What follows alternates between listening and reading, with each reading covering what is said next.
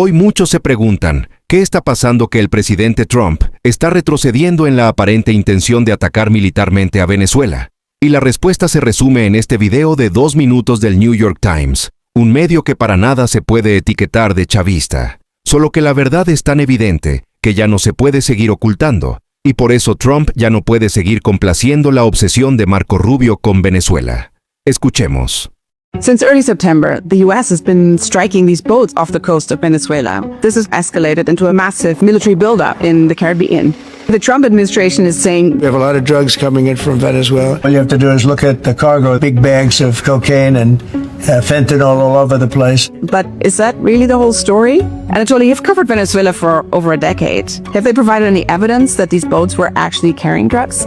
The U.S. has presented no evidence to back up its claims. We have had no names of the people who have been killed in these boats. We have seen no details about the cargo that they were carrying or where they were heading. Venezuela does not produce any fentanyl, and it is a relatively minor player in the global cocaine trade. So this is not a country where you would begin if you were to stop fentanyl coming into the US. If it isn't actually drugs, what's the real story? So officials both in Washington and Venezuela agree in private that the real reason is to topple the government of Nicolas Maduro.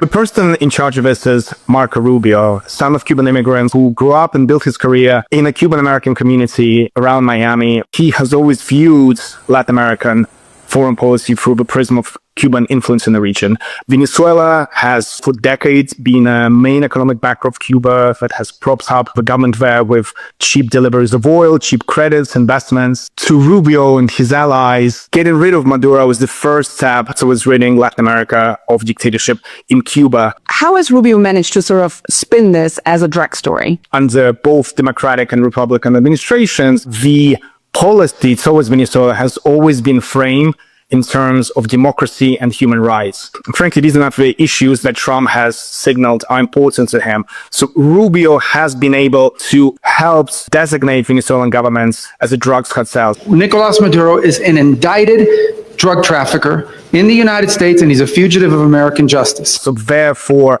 the fight against Maduro, the struggle to topple him from power, is now being framed as part of a larger war against drugs in the region.